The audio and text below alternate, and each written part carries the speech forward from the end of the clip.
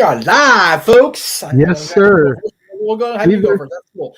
Hey there, hi there, ho there, everybody. That's it. Episode 2. No, it's Oh. not Attack of the Clones. Don't worry. You're safe. It's okay.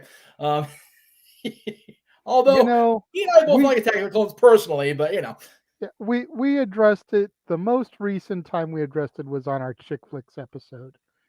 And the love story between Anakin and Padme, yes, as awkward and poorly written as it was still very innocent and very sweet. And when two people are in those beginning stages of young love, I'll be damned if they're not awkward. Right? So it was everything it needed to be. Yes. That's my story, and I'm sticking to it. There's some deep shit early on in the show. Welcome to episode 2 of Ask the Dads here on both our networks, although we're reversed here, but that's okay, because your logo's above me, my logo's above you, but I wanted you to have the lead because this was your baby, this was your pitch, and I wanted you to keep on having the lead segment. So I appreciate that. Yeah, we kind of touched on it last week, and this was my idea that I kind of spearheaded. Last week's episode kind of got slightly derailed at the end, but it's not because of anything that we weren't expecting to hear about. So, right, exactly. That's why, at the end of the day, I think that's why that episode got blocked, is because we were prepared and had a video ready before they did. Yep. And it's one of those where, and they were embarrassed because we know they watch. Well, of course they do. And in fact, we got blocked twice last week. And granted, last Friday's show was not WWE's fault. At least I don't think so. But, knowing that corporate mentality, that my mentality, who knows?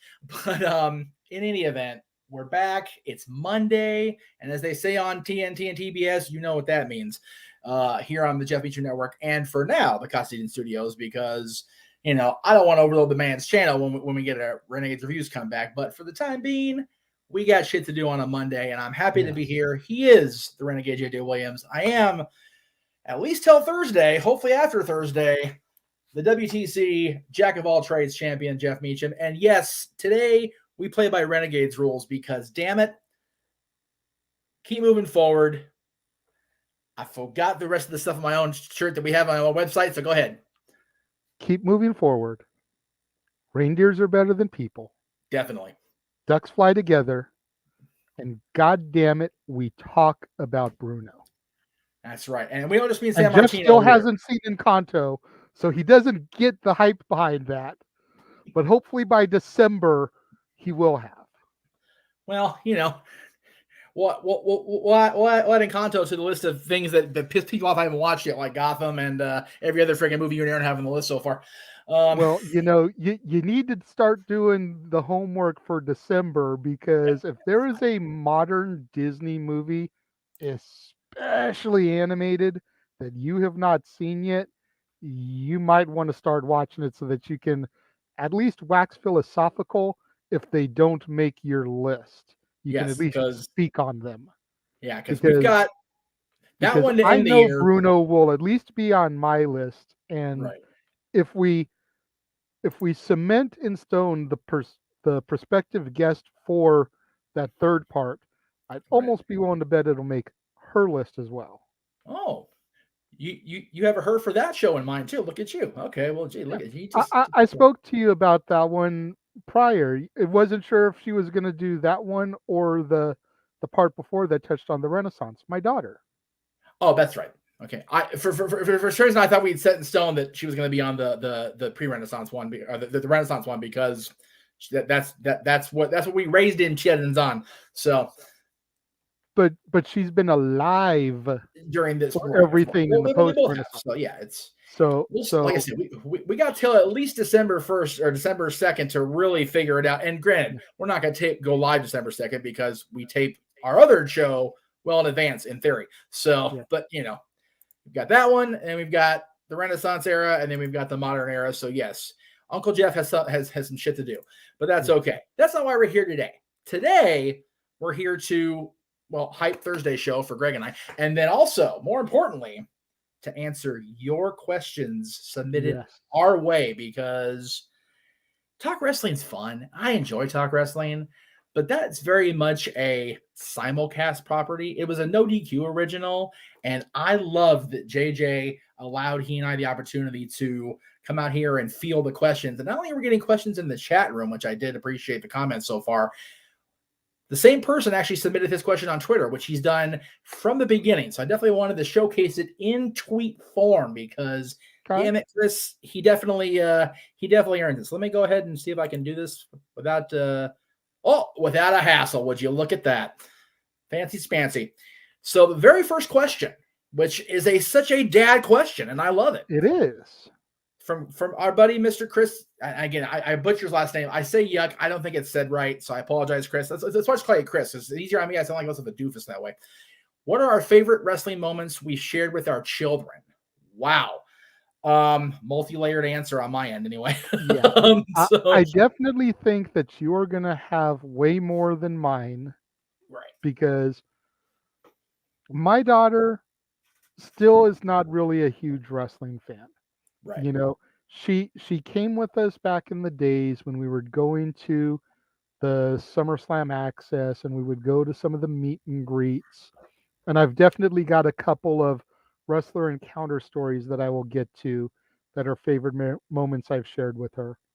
I'm going to try and get the one screen cap on screen here while you talk, so keep going. But as far as like the actual product, she's only watched wrestling with me a couple times. Right. And as far as product wise goes, my favorite moment watching with her was, forgive me of the year, Jeff, because I've been kind of in and out of it lately. No worries. I want to say it was SummerSlam, either 18 or 19, because it was pre-pandemic. Right. I know that for a fact. Right.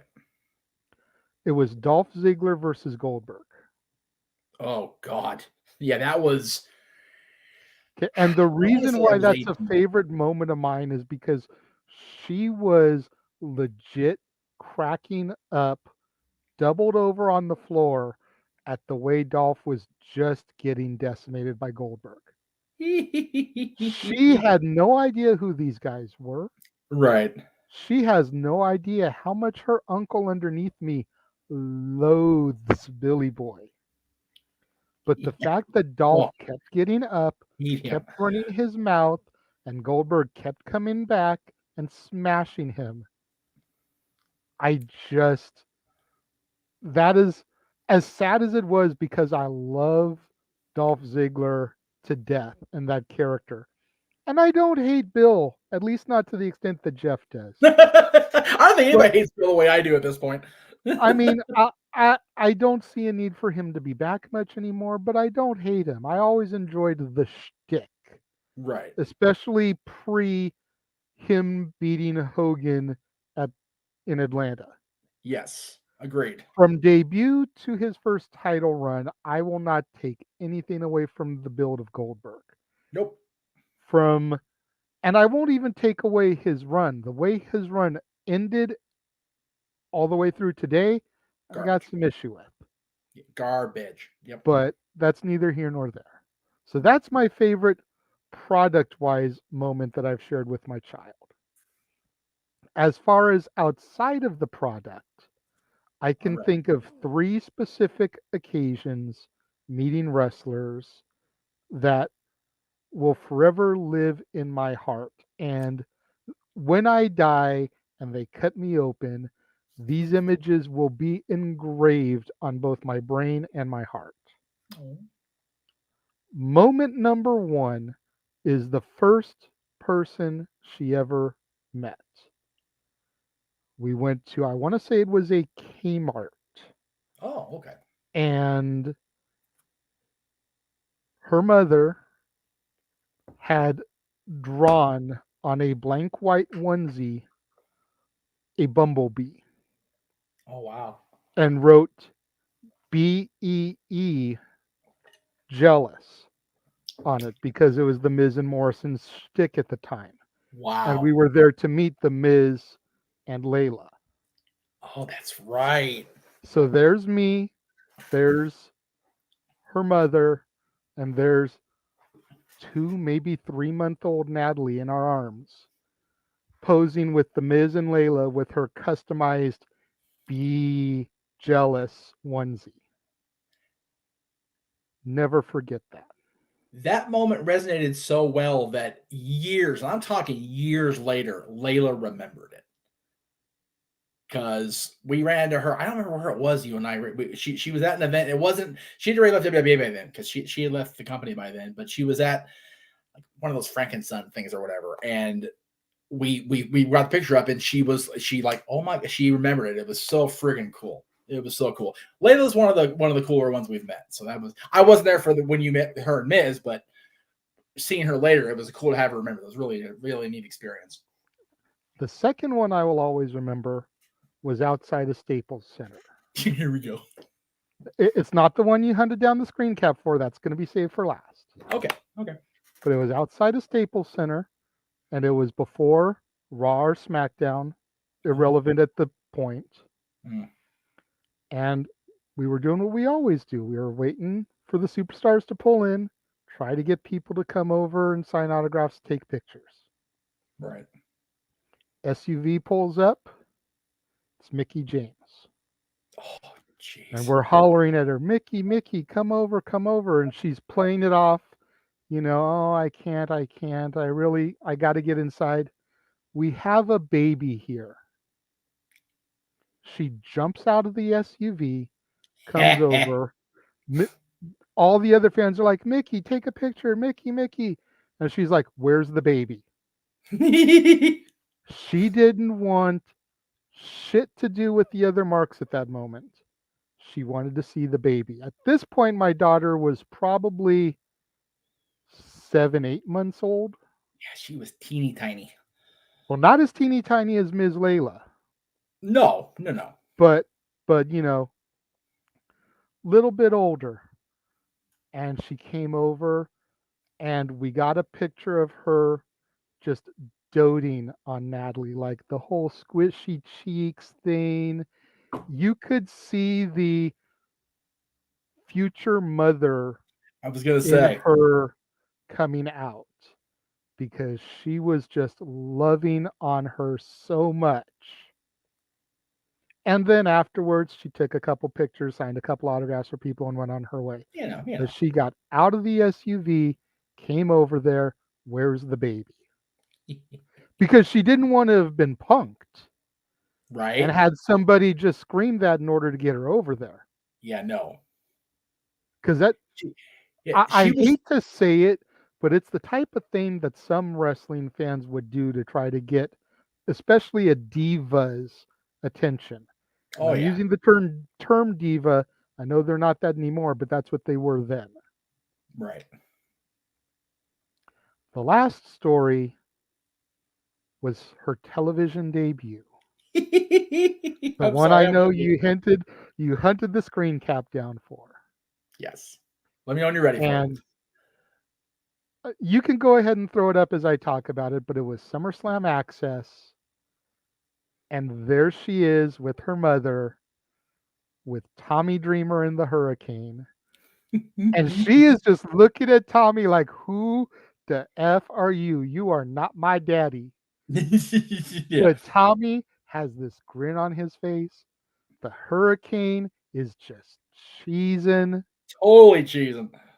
Her and her You Can't See Me with onesie. Tremendous. That was the first SummerSlam out of, what was it, 6 in a row that were out here? Yeah, 2009, 2015. So yeah, it would have been 6. 6 in a row. Because I remember it was originally a three deal, and then they extended it another 3, I think. Right. But yeah, her out there. WWE PR was the right place, the right time, man. Hell Because yes, again, dude. look at how young she was there. She was probably like 7 months there. Because she's born in January, and that was August, the same year. Yep. So she was like 7 months old. Yeah, geez. And there's a much better picture somewhere, and I don't have it in my possession at the moment of Dreamer making this ridiculous kissy face at her that is Mhm. just the cutest damn thing in the history of the universe. Yeah. It's So those are the moments from wrestling that I have shared with my daughter that I will remember for the rest of my life. those are great. I'm There actually you trying to go, get Chris. captures of mine because some of mine are just too freaking ridiculous to be allowed without photo documentation. One I once definitely think I can know one of yours. Okay. Well, which one do you think you can speak on while I try to find the pictures? Go ahead. The night that you had to smarten the boy up to the business. That's not my favorite necessarily, but it's definitely memorable, no doubt about it. So when I was still involved in the performance side of the SoCal indie scene back in 20, was that I want to 13? say that was 2012, 2013. Yeah, it's probably 2012 because I think I was still on the channel at that point. Yeah, Yeah. we were heavy doing stuff at that point. It was when we were heavy in the battleground. We had done the Massive show, and the angle started at Massive in a Yes. backstage interview segment and With then Sasha. carried over to the Yes. next battleground show. Yes. So I was ringside managing our buddy Sam Knight, who is still cooking with gas. We love Sam, love Uncle Ike. And it ended up Love that Brandon too, for the record. Let's throw that out there. yeah, I was gonna say I was telling the whole story if you just let me Okay, I talk. just wanted to get it out there that we love the other guy in the story too, the heel. We do. We love Brandon and Ike very much. So we love Brandon. We love Sasha and Sam, even though they were what they were in the storyline. So I'm managing Sam at ringside. I'm seconding. I'm not really managing him because Sam knows what the hell he's doing. But I was Sam's second, and I was at ringside, having brought out a bear claw for the Russian bear and drinking Russian vodka, which even back then I was like, oh man, vodka was headache instant. So anyway, in the process of the match, um, Sasha's brother on screen, Alexis Derevko, was at ringside, and he decided that he was going to, in storyline, attack me from behind with my back to the audience, and he clubbed me like I owed him money, and ended up beating me to such a degree that my forehead bounced off the tile. Yes, I said tile floor of that Legion Hall in Yeah. Los Alamitos, California. So much so they had to cart me away, like pick me up underneath my arms and drag me through the curtain. Dylan is 4, not quite 5 yet at the point. Hadn't been smartened up yet. So he's losing this shit, completely losing his mind. His Because at mother, of that course, is age, you furious. don't want to smarten them up. It's just like Santa Claus. Like, you want them to still believe Right, that these guys really hate each other. of course. But And when somebody has crossed the line like that, storyline or not, and is attacking your father yes, in exactly. front of you, Yep. you It kind was of it's one of those moments where I, I I remember that day we compared it to Santa Claus yeah, it and was. It feeling was that.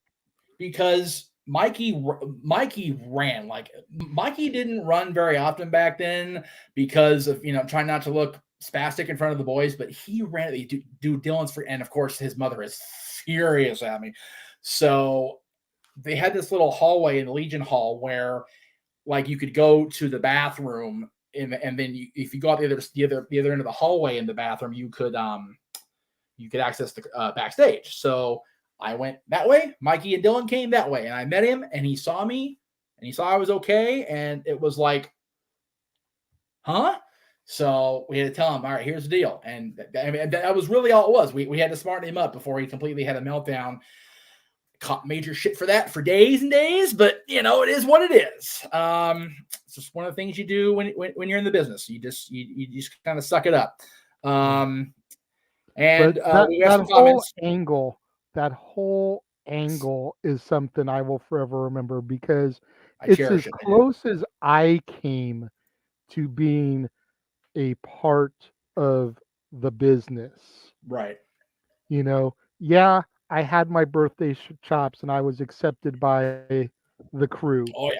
Oh yeah. But the fact that I was filming the backstage promo where Yep. you interviewed Sasha and Sasha threw you into a locker Yes. And we to carried that being on there, on your channel like yeah, all for for a like an month. entire week. Yeah. You were pushing it, wearing a neck brace, the whole thing. You were building this angle so that people would come to Battleground to see the culmination of this.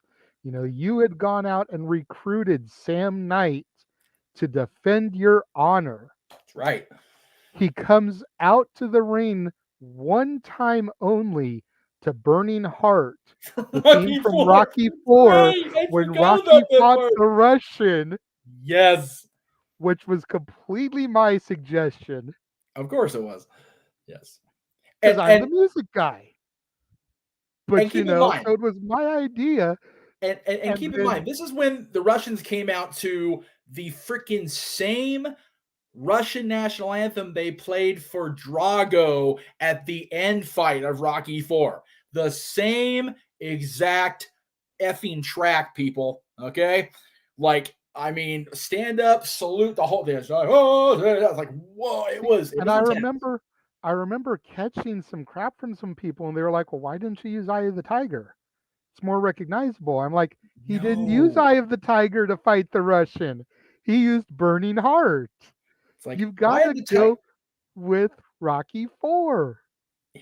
I had the tiger applies in wrestling for only one person. Okay. Just saying. So yeah.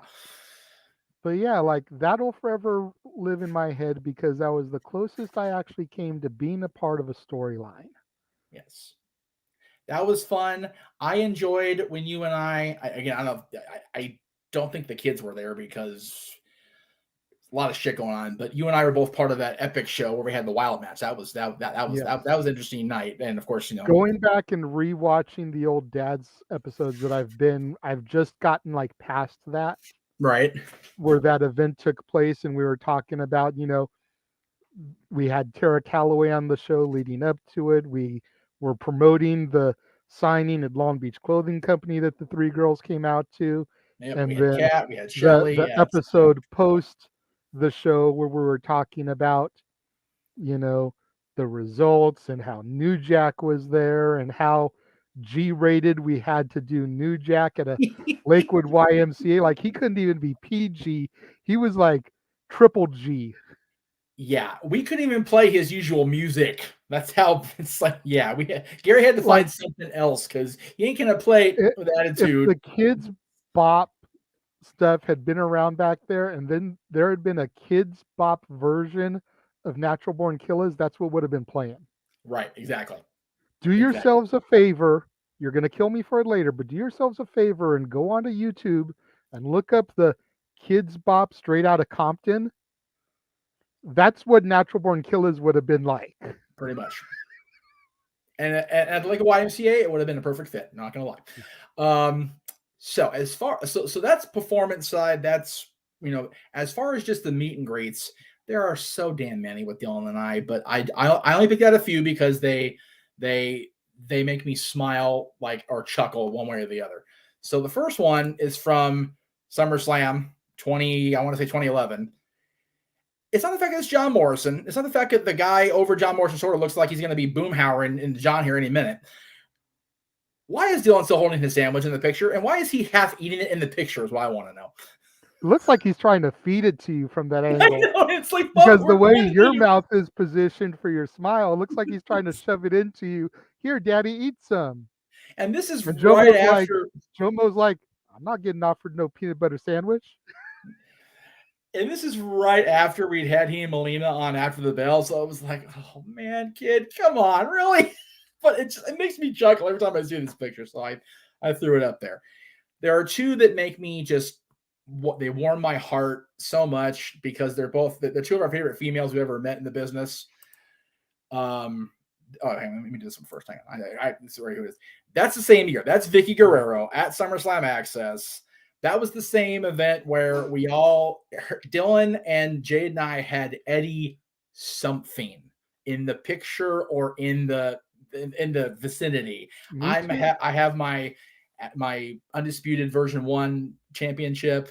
Jade's wearing my Eddie Guerrero t-shirt in the picture with Vicky, both of them in tears, Jade more so because I was wearing my Eddie shirt, the Scarface looking one. Yeah, it's back here, back behind the curtain. If I go to the Sahara for that event you're plugging away at, I am bringing that shirt. Hell yes. I want Shawl to recreate the photo that I have with her mom. Yep. Doing the same thing. Agreed. And I'll even bring the Undisputed Championship. That way you can have that for the picture too. Because I remember you were in the big golden picture with her mom. So we'll get the right belt on you this time. The other one is from a few years later, but it was Melina when she got inducted in the EWF Hall of Fame. It's very blurry because our buddy Ryan took it from where he was sitting. Yes, that's Jesse there trying to get to the curtain in one piece of that, being bombarded with people. But Dylan got out of his seat and ran over to ringside and followed Melina back and just wanted to congratulate her for the awesomeness of being a Hall of Famer. And she hugged him like he was kin. And you can see me there in the foreground just applauding away. So proud of that. She looks like she's about to cry. Oh, she was. Her and Frankie were both a complete mess because her and Frankie both got inducted that night in the WWF Hall of Fame. So it was a great night. The last two I'm going to show you. This one again from SummerSlam 2011. I'm not near the picture because thanks to our buddy Kalea, this picture became. Oh no, I'm sorry. Was it Kalea or was it Josh that did this one? I think it was Josh. Okay, so Josh. Because I think Dan took Natalie. That's right. Dan took Natalie. Josh took Dylan. So our friend Josh, who ended up buying my NWA championship from me that same year, I do believe, because we had to make rent. It is what it is. Got that replaced finally last year or 2 years ago, whatever it was now. But Triple H is doing VIP, and neither one of us are going to be paying VIP because F that in the A. No. But I just love this because it's a stark contrast. The picture with Natalie, which I don't have access to right now, she has the fear of God or the King of Kings, if you will, on her. She's looking at the camera like, take the picture. Hurry up, get me off this table. And Dylan's just aloof. Like, I got Triple H shirt on, but I'm going to have my finger in my mouth. I don't give a shit, whatever.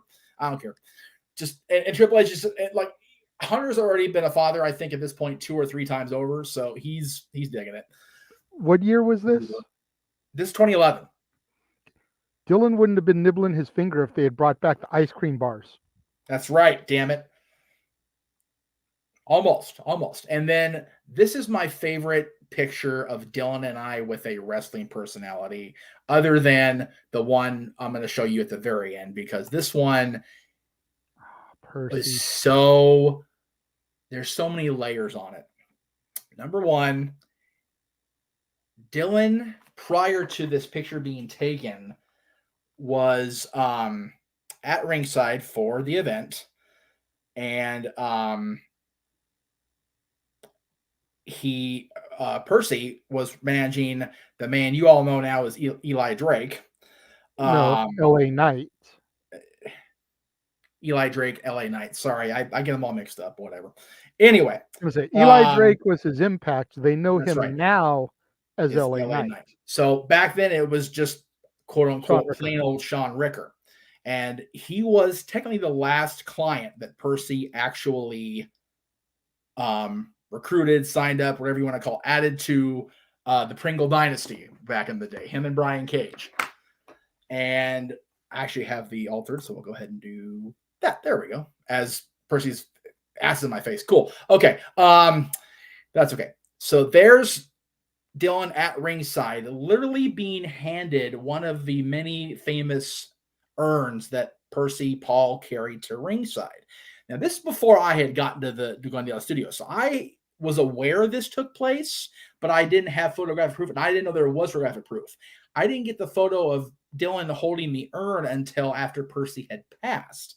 And God bless Dave Marquez for posting that montage, a video, a photo collage video, whatever you want to call it. And it came across my screen. I burst into tears because I was so friggin' happy that we had proof that he got to hold it.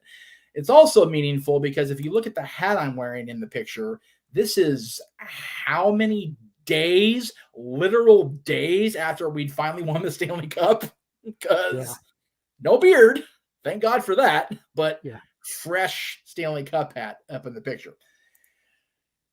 This last one is kind of speaks for itself, and it's a family friend, and one of a kind. It's one of a kind. It is one of a kind picture. Unfortunately, it's a kind of a also because it proof that not only does Dylan's mom have a picture of her and I with Rob and her holding the original ECW TV championship, but now my kid does too, and I don't. So yeah, there you go. So that was a long answer. I appreciate that, Chris. Thank you for keeping us engaged for the first more than half of the show. Yes, good stuff. All right. So let me see where we're at here. The next comment we have from Michael Gonzalez. Says, since it was the 20-year anniversary of WrestleMania 18 a few days ago, I wanted to know if there was a match or moment besides Rock Hogan that stands out to you guys. Goodness.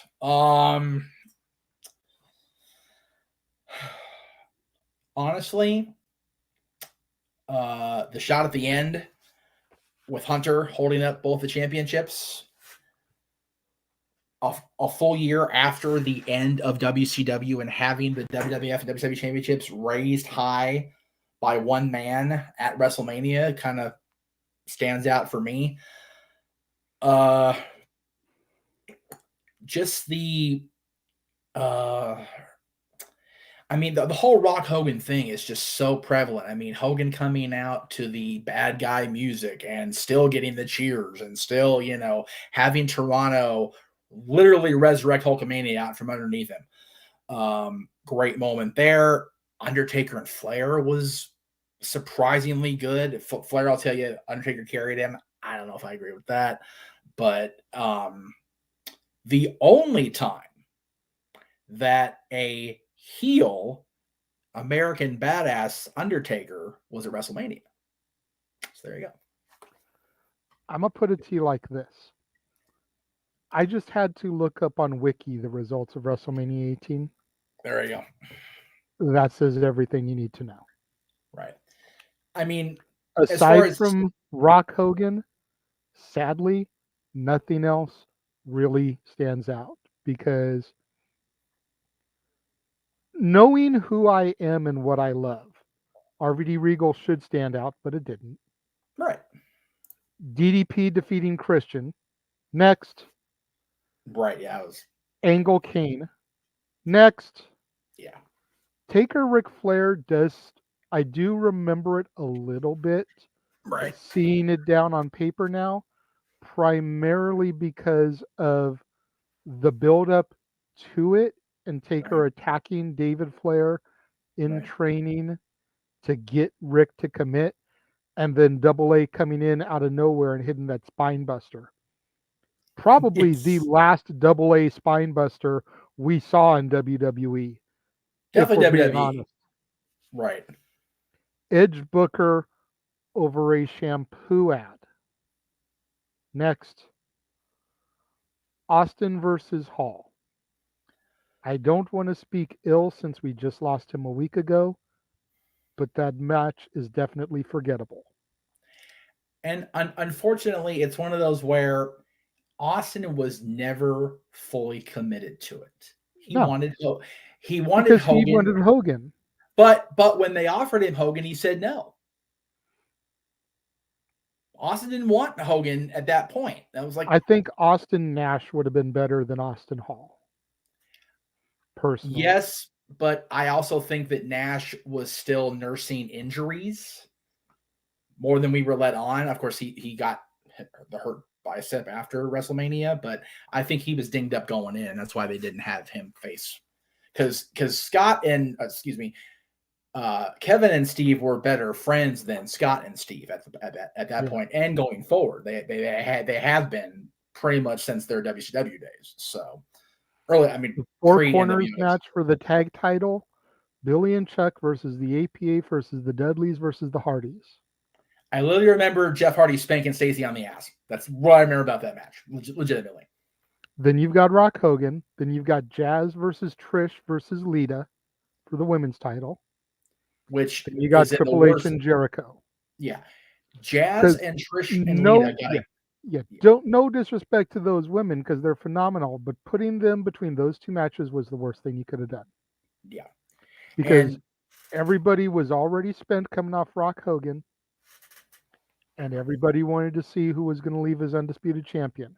Yep. Nobody gave a flying you-know-what about those women out there, laying it all on the line, and at the time, it was 3 of their better.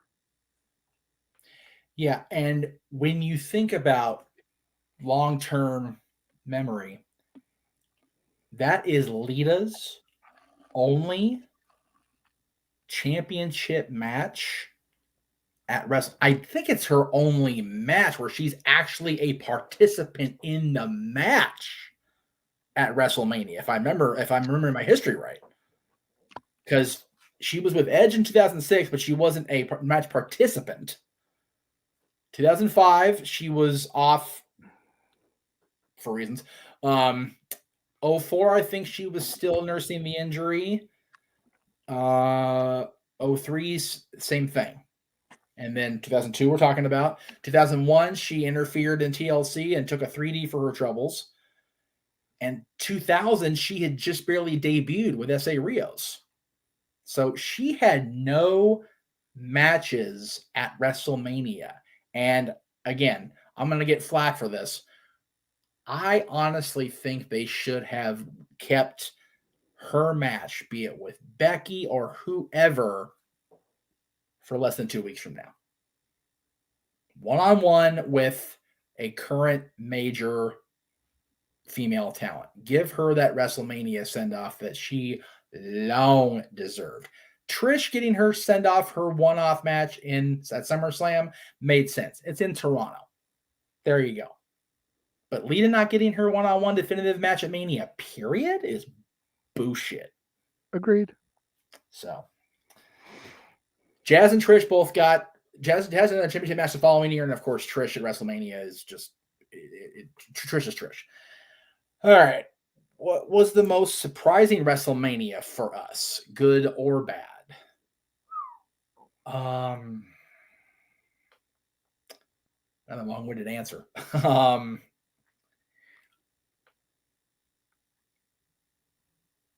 Looking back when I first saw it, I was surprised at WrestleMania 9's ending. Knowing what I know now about the politics of the industry and the people involved doesn't surprise me a damn bit. But when I was watching it at 10 years old, I was completely what the hell. I'm like, what? How did we go from here to there? 11 for just how bad the build was and how even worse it came off on execution. It was so bad. Same with 13. 13's a one-match show. It really is. And it was a better build than 11. But 13 is just the shits other than Brett and Steve. It's just bad.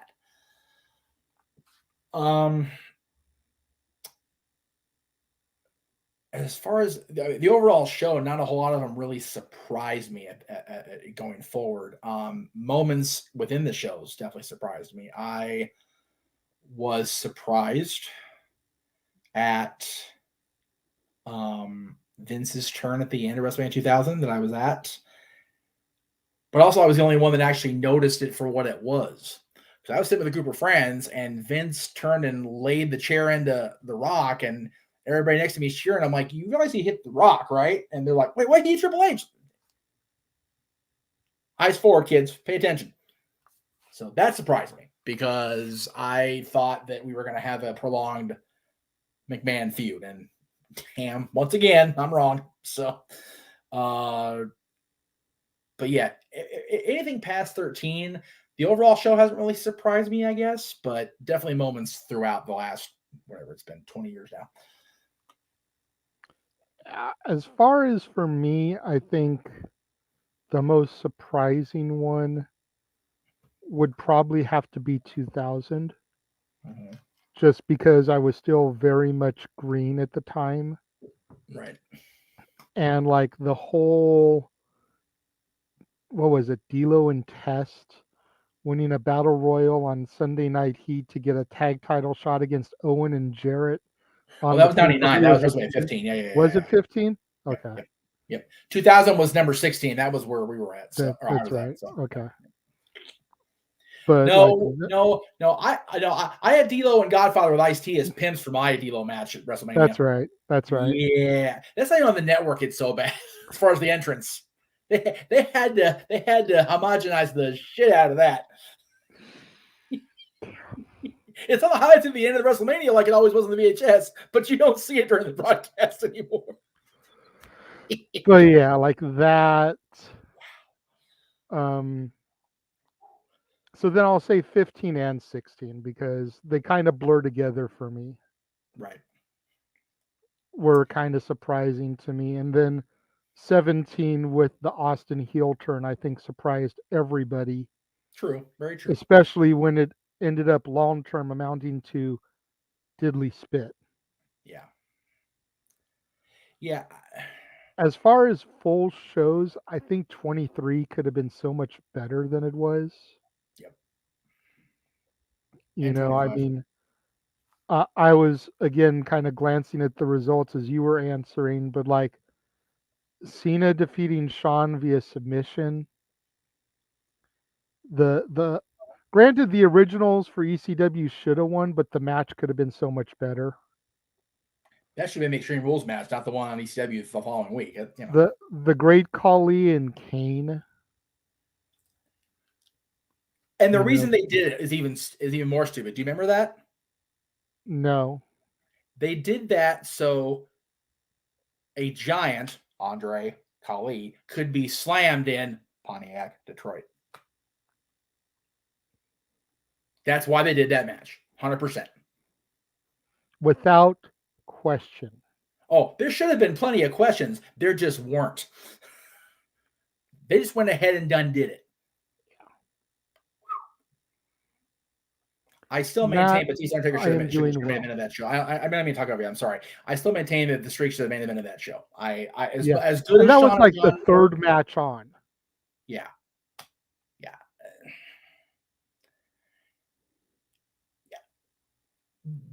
So, in the era of the Rumble winner being able to choose, 2004, he actually main evented for real, and 05. 06, middle of the card, I want to say. Maybe even third to last. I forget where the triple threat landed them at in 2006, so bear with me there. But yeah, 2007, it's literally the middle of the damn card. And it's the streak on top of it.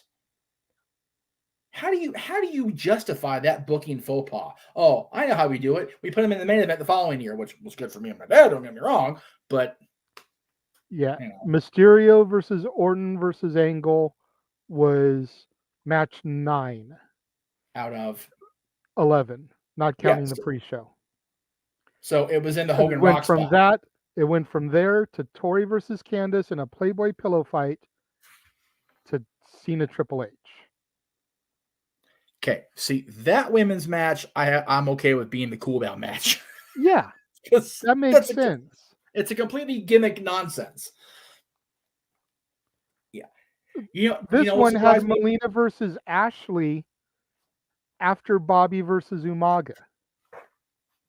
So we go from Lashley defending Donald Trump, defeating Umaga, watching McMahon get his head shaved, right, to Melina versus Ashley, which was what it was. We love our girl Ashley, but it was what it was.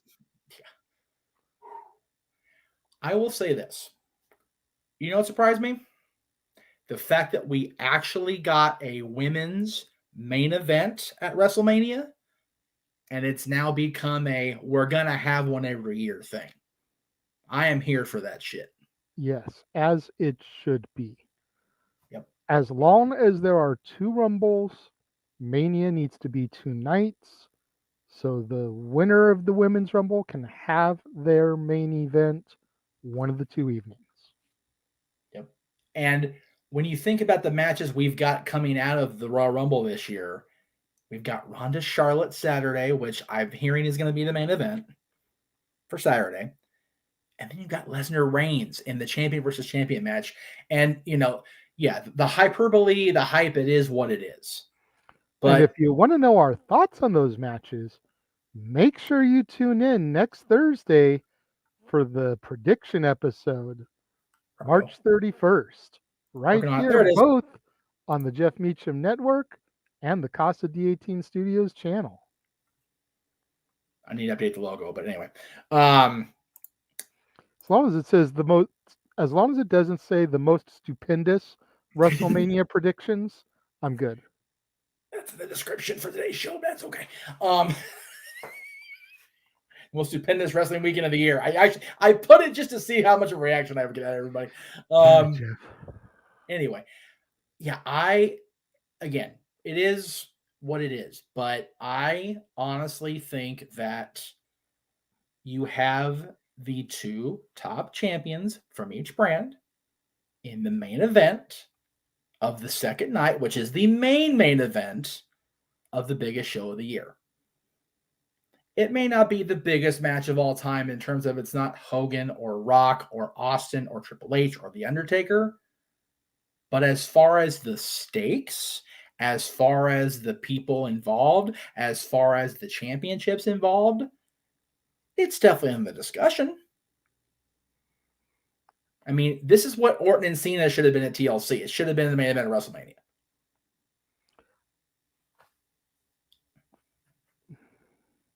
I think it's a disservice to the women to not have one of their women's singles title matches be on each night. Saturday is getting both matches. One is supposed to open the show, the other one is supposedly going to close it. I think they should move the women's tag title match to night 1 and put the other women's singles title on night 2. Personally, we can get more into it as we get close to next Thursday, but let me counter. I would put the Bianca one on night 2 since that's not the Rumble winner. Right. Definitely give Ronda her just due main eventing night 1. Right. But I would put the Bianca Becky match for night 2. Now, there's an agreement and there's a counterpoint to what you just said. The agreement is it should be on night 2, Becky and Bianca, because it's been building since SummerSlam. So it definitely needs a night 2 showcase. However, I say I'm okay with both being on night 1, one opening, one closing. I'll tell you why. If Becky and Bianca do need to open the show, and if the rumors are persisting to be true that Becky loses the championship, whether Bianca, wins it on her own or there's some sort of shenanigans, you have to close with either Ronda winning the championship or Ronda being shafted because of Becky, and then we get what we want. I'm not saying it happens the next night. I'm saying they build it, and then that way, night 1 is okay. This is the women's showcase. We started with a gangbusters match. We ended with, oh my God, we're gonna get Becky and Ronda finally.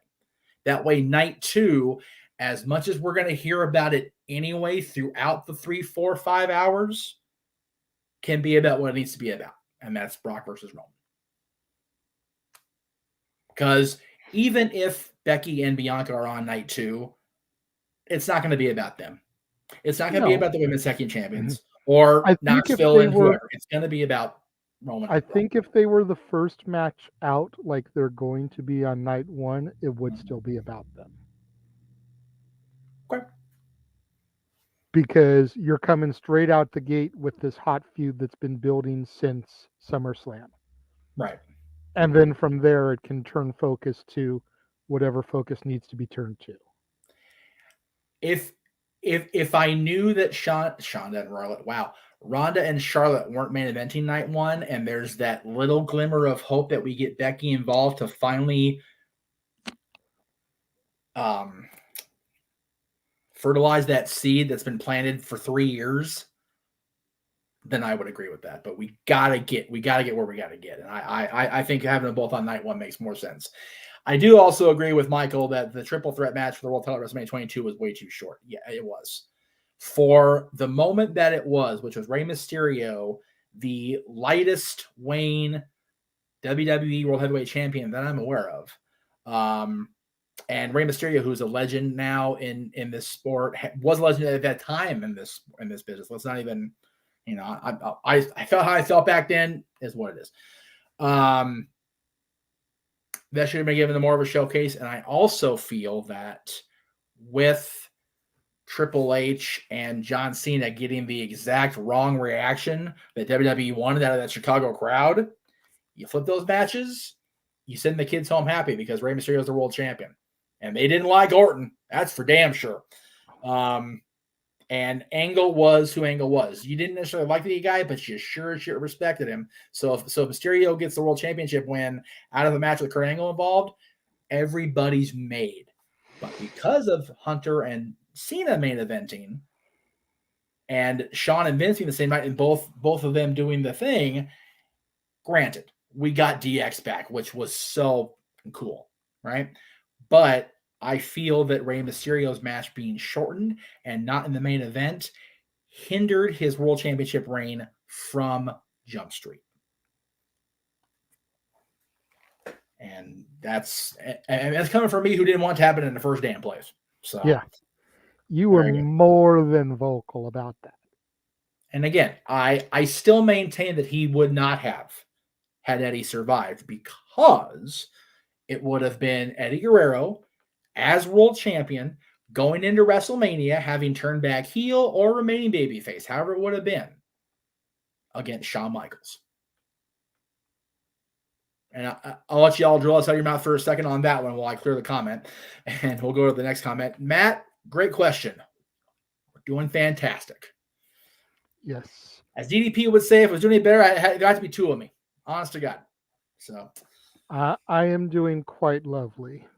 Yes, we had a wonderful conversation pre-show with other parties involved in the shenanigans, and it's been a great day. I got a good walk-in, so I got my cardio pumping. I bought some supplies for Thursday's shenanigans on Jack of All Trades because I got to defend this title live because Greg hates me, clearly. So kind of is what it is. So I am prepared for this week, and what a week! What a week it's going to be. We've got Talk Wrestling tomorrow. But before you start running through your plugs, because I see the time, I'm just going to go ahead and say, if last chance for questions today. Last call. If no other questions pop up by the time Jeff is done running his shill of promotions for the networks, then we're going to call it a night today. Raw is starting in 5 minutes, so that's it. I'll even delay a little bit and load the pictures up because I obviously didn't do that like I meant to. So I'll go ahead and just keep blabbing. You guys go ahead and send the questions in while I do my thing here. Yeah, last call. Yeah, last call, kid. That's it. Taking a page from the Stat Boy Sports Bar, coming back this fall once football season returns. Last call. Last call for alcohol, but except we're not drinking today because you ain't got to go home, but you can't stay here. That's right. Definitely can't stay here because I got to catch up. Let's get the hell out of here. So yeah, anybody that wants to go ahead and do their thing, please come on in. I got one more graphic to find, and then I'll be good to go. I see a question just popped up. If you want to throw it while you look for that. Cool. I will do that. Let me let's see. What are our thoughts on the I want you to answer this first. Okay. What are our thoughts on the upcoming Buzz Lightyear film? That's a great question. My answer is not going to be short, so you'll probably just end up co-signing, knowing you. We'll see. At first I was very skeptical. I saw the posters, I saw the teasers. I knew it wasn't Tim Allen. And I'm like, is this something we really need in the grand scheme of things. Yep. Then I started thinking about it. Then I started talking to some people. Then I started looking online and hearing other people's perspectives. And at the end of the day, my answer is yes. Oh, We do need this film because think about it. Think about the original Toy Story and how Buzz feels like he is a real person.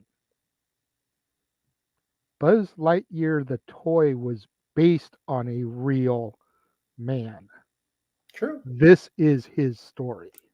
This is the Or story of the man who became the Buzz Lightyear toy that Tim Allen voiced and represented. there you go. So yes, I am looking forward to it. The fact that it's Captain America that is Yes. going to be the voice of Buzz Lightyear has totally sold it for me.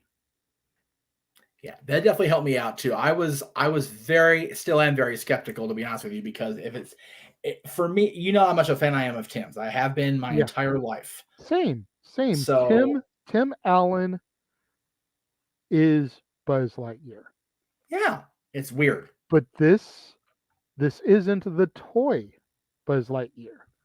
This Right. is the real man. So I I can understand that. understand why it's not going to be Tim. Right. Well, hopefully with any luck it'll come up. Like I said, I'm still very skeptical, but like having Chris be part of it is definitely a feather in its proverbial cap. Where it will lose me Mhm. is if this turns into another franchise. Yeah, It not looking needs forward to to that. be a one and done. Agreed. 100% agreed with that. There's not It even a it needs glimmer of to be doubt. a one shot. It Yep. needs to be like the original Tinkerbell movie was. For those of you that never saw the Tinkerbell movie that Disney did, we kind of got a glimpse of who Tink was, where she came from pre-Pan, and it ended with her looking in on the darling children, kind of a glimmer, a glimpse of where we go from there. And then there were like 27 other movies that had jack diddly shit to do with that. And it really kind of lost me. Yep. Had it just ended there, I'd have been cool with it. That's what Lightyear needs to be. It needs to be the story of this man, Buzz Lightyear, going on this mission, defeating the evil Emperor Zurg, coming back, and maybe on his return home, the spaceship malfunctions, he perishes, whatever. And the way they keep his legacy alive is to create this action figure honoring the historic heroism of Buzz Lightyear. Yes, exactly. Done. Over. That's it. One movie, one ring to rule them all. One movie and we're done. That's it. So to SCW answer, channel, we already kind of addressed Matt's inquiry the same. We are doing well. How are you today? doing great. And apparently Ratnik, Stone Cold Owens on Raw to start Raw. stop giving us spoilers. I watch it on Hulu the next day. I'm not going to sit through a 3-hour, 2 VHS copy of Monday Night Raw. Yeah, no. Insert Right. second tape to continue this boring show. I'll wait till tomorrow on Hulu when I can watch it in an hour and a half. Yeah, exactly. It's and again, I like the Hulu version because they homogenize it. They freaking they cut it up the shit we don't need and I vital have information for issue everyday life. I have issue with the Hulu version of NXT because, god damn it, they're cutting out Nikita Lyons, and I want to see this broad that everybody is talking about. I Wait. want to see her. Wait, who'd you say? Nikita Lyons? Who's that? Anyway, Yeah. She's not Chris Benoit. She's not Bruno. We can talk okay. about her. Oh, okay. Or, Well, or based off of the pictures I'm seeing of her, she calls herself the Lioness. I'm calling her the Lion Ass. that's right. So there you go. The Pop, WWE thank you Lion for the Tamer is my question. compliment. Anyway, As always, we enjoy when you watch and tune in. I know you don't tune into wrestling that much anymore.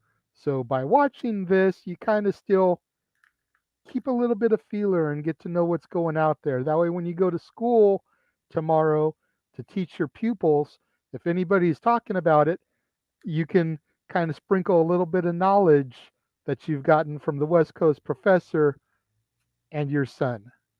yes, And send them to the Spring store where they can get a Renegade's Rules shirt. And they don't need it Mania. That's been available forever. But this is brand new. And how cool would it be to have a student come into your classroom wearing your son's t-shirt? Tell me that wouldn't just make your day. That'd be pretty cool.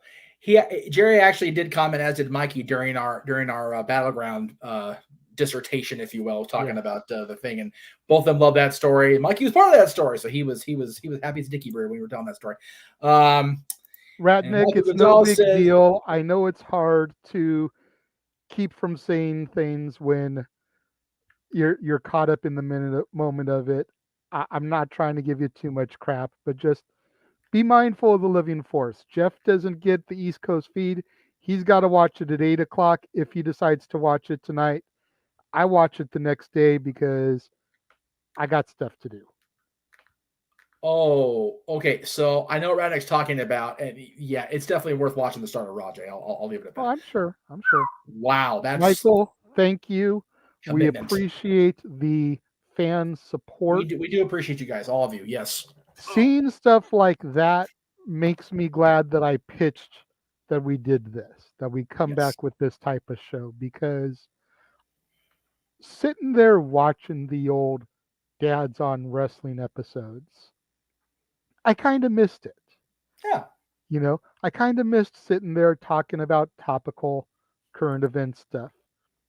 Am I ready for this to be a full-time thing? You know, this be the only show? No. I like our top 10s too, because our top 10s allow us to dive into the past. Yes. You know, and kind of dig into specific topics, where this is a witch's brew, if you will. You never know what you're going to get. Yes, this is a New Orleans Square Jambalaya. You only get it one place at one time, so there you go. Right. Good stuff. You know, if this keeps going as successfully as it is, try saying that 5 times fast. Right. Maybe the Dads shows can just turn into non-wrestling top 10s, because all of their wrestling stuff can be acquired here in this show. There you go. Something to think about for the future. Definitely something to think about. And as you think about the future, and as I bitch about the fact that the Awesome 316 shirt on WWE Shop does not have the smoke coming out of the smoking skull on the back, which pisses me off in no end, but it is what it is. A lot of stuff coming up, as you guys are aware, I'm sure. We've got Talk Wrestling tomorrow across the Jeff Meacham Network family of peoples, after NXT, of course. That's a lot I get. Greg Cherry Show on Wednesdays. We're going to preview this show, which is me defending the championship, the Jack of all trades title, for the very first time. I'm curious. I may have to tune into that, because I'm curious exactly what the Jack of all trades is and how that works. You don't have to give it to me right now. You're kind of in a flow of your promotion. You can do it off camera or whatever, but we've done we've done episodes of that. So I would say go back and give the other, because he's done, I think, 3 or 4 of them. Go back and give them a watch on the Greg Cherry brand, because they're definitely worth the watch. Very akin to Quizlemania type stuff, which is why we were so pressed for it to be on Quizlemania because it was very much the same type of format. Friday, one of JJ's favorites on the network is coming back for the first time since Royal Rumble weekend. So that'll be cool to have open mic night back up and running. I am going to do everything in my power to be there on camera for that. I'm usually done with work by then. I'm usually done with dinner by then. I will definitely be watching, but I'm going to try to be in front of my computer to where I can join in the festivities, if you will, because aside from our shows that we do, this is my favorite one to watch. No disrespect to Talk Wrestling, no disrespect to Stat Boy, but this is such a witch's brew. Yes. That it's just so much fun. And it's a shame we haven't gotten more in the archives to really watch. So I encourage everybody that is home alone on Friday, ain't got no plans. You know, it's Friday, you ain't got no job, you ain't got nothing to do. It is 8 o'clock at night. Tune in and watch this because it's a fun time. And I have cleared a 3-hour block on my night for Friday because I'm going to be here. I'm staying the night. I ain't got to go home that night as far as to the main house. So we can go as long as y'all want to go. I'm shooting for 3 hours, but it's an open-ended situation. Then we get into next week, and oh lordy, next week. And the one thing I am going to try to throw out there to kind of put it out in the universe. Right. Open mic night. Tomorrow's Talk Wrestling. Next week's Ask the Dads. Try not to overdo your inquiries regarding WrestleMania because there will be plenty coverage of that the following week. We've got that on Thursday, and we get the previews for Ring of Honor and for NXT on Tuesday. I'm not going to be doing a watch along of NXT on the network because I just don't want to be up at 9 o'clock on a Saturday. And we don't want to mess with the algorithm doing 2 watch alongs the same day. Definitely. The fact we're going to have 2 shows on Friday is going to be challenging, but it won't be a live show at 1 o'clock Pacific, 4 Eastern, because we'll be doing our taped Dads episode, which is already in the can, ready to be uploaded. So that'll be how we start WrestleMania weekend. Right there is April 1st. We'll start it the night before with our predictions. Right. Fair enough. But most people count the weekend as Friday, but I love the promotional wording there. So thank you for that, that correction. Thank you. Like I said, we got that, and then we've got Ring of Honor Friday night, man. I'm so happy it's back. It's definitely got a wrinkle in it now that Jonathan Gresham is also the Progress champion as of the other night. So I pointed out on social media, he is the first person simultaneously to hold the top championship in a company run by the management team behind AEW, Tony Khan, and under the umbrella of WWE Progress.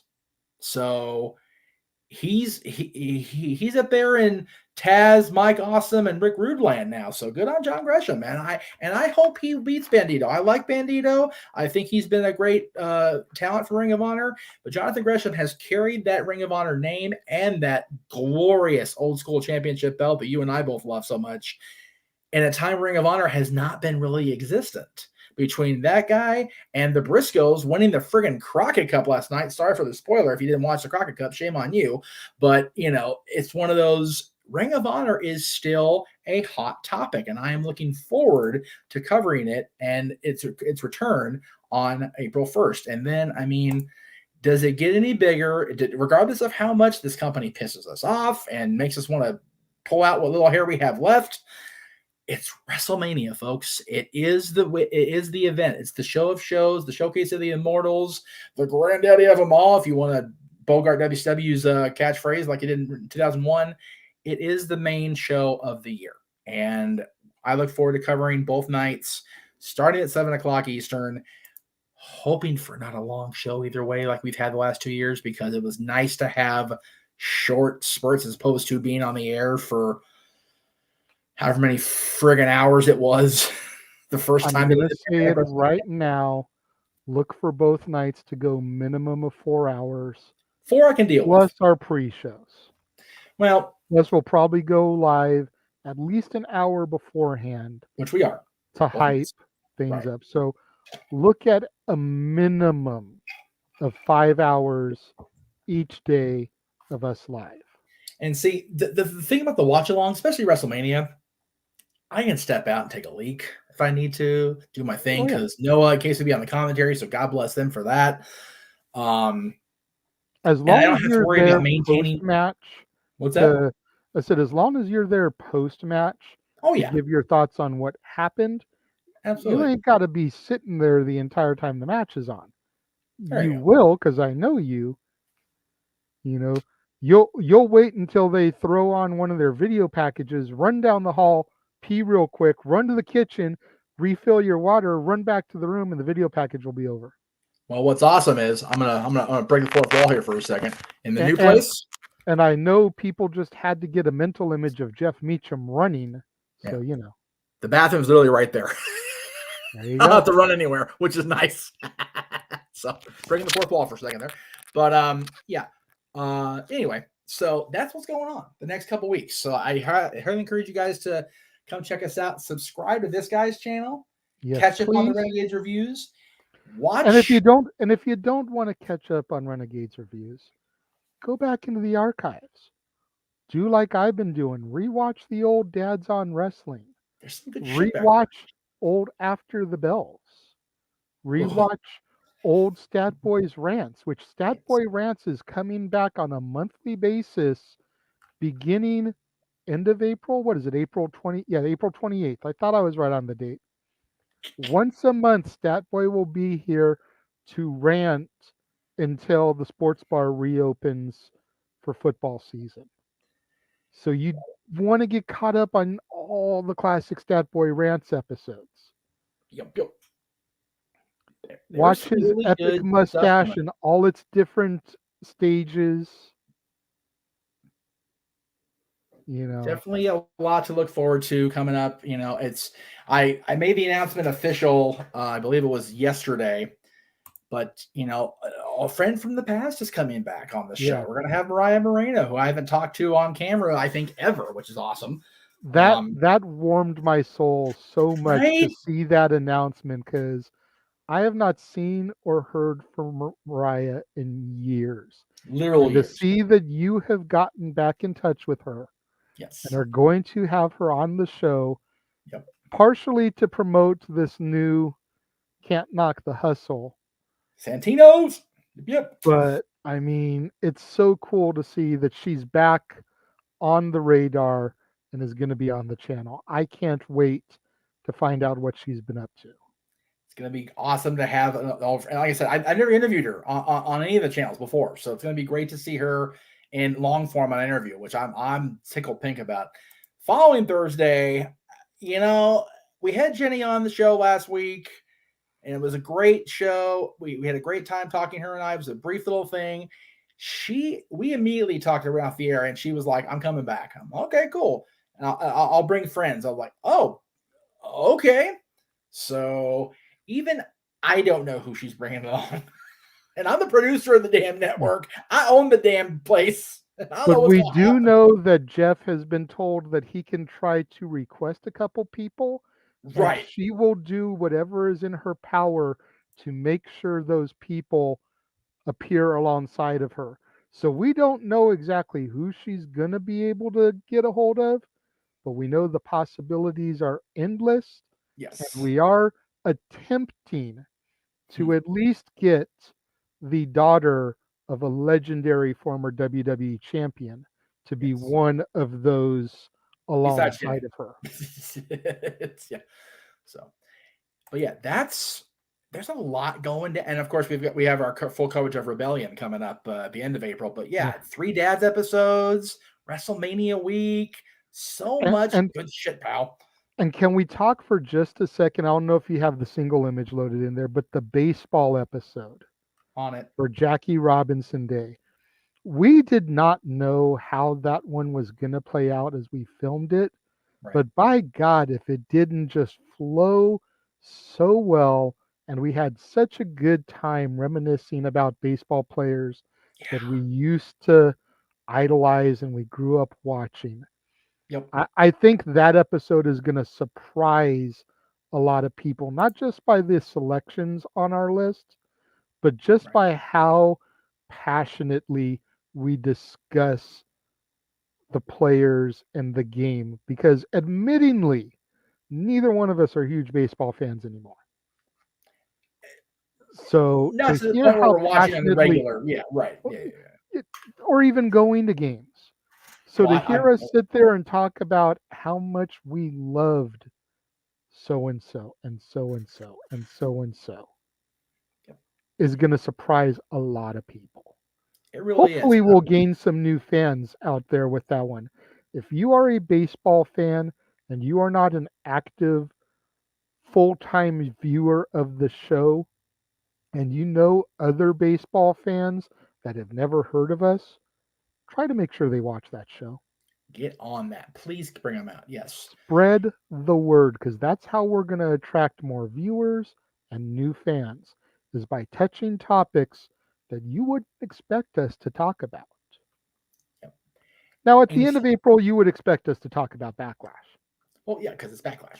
but you wouldn't expect the dads, not always, on wrestling who are always talking about the Kings and hockey and the Cowboys and football to sit there and talk about baseball players on Jackie Robinson Day.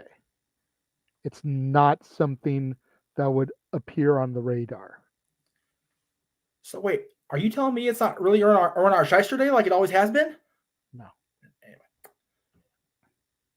it's great points. I love it. I love it. And if you missed our show this weekend because I felt bad that YouTube effed us in the A, I encourage you to go back and watch Renegade's reviews featuring me of the Batman. Now, if you haven't seen Batman, it's okay because we didn't spoil anything. We managed to do a over an hour spoiler-free review of the Batman. I was proud of that particular point. We didn't spoil a damn thing. So that was good. I enjoyed the show, and I'm glad I was able to have JJ, do Renegade's reviews with me on it because yes, it's long, but I thoroughly enjoyed it. And again, it's one of those where, you don't really feel the 3 hours unless you've consumed far too many beverages beforehand because it actually flows pretty well. So I was having a touch of CRS, so I had to go to Wiki and look up the character name real quick. But the only way the top 10 baseball players and that topic would appear on any people's radars coming from us is if Curtis was in his room listening to Christmas music. And if you know, you know. if you don't know, You maybe need to we'll go explain watch the next week. Santa Claus too. That's right. Oh man. So now that we've stretched 20 minutes since Raw started when we were already getting ready to end at 5 till, let's go ahead and call it a night here for the dads. Let's do Not that. always on wrestling. I On this agree. week's installment of Ask the Dads. Until tomorrow with a brand new episode of Talk Wrestling featuring the West Coast Professor, Jeff Meacham. Until next Monday for another brand new installment of Ask the Dads, right here on the Jeff Meacham Network and the Casa D-18 Studios channel. I am the Renegade JJ Williams. He is the West Coast Professor, Jeff Meacham, and we will see you guys next time.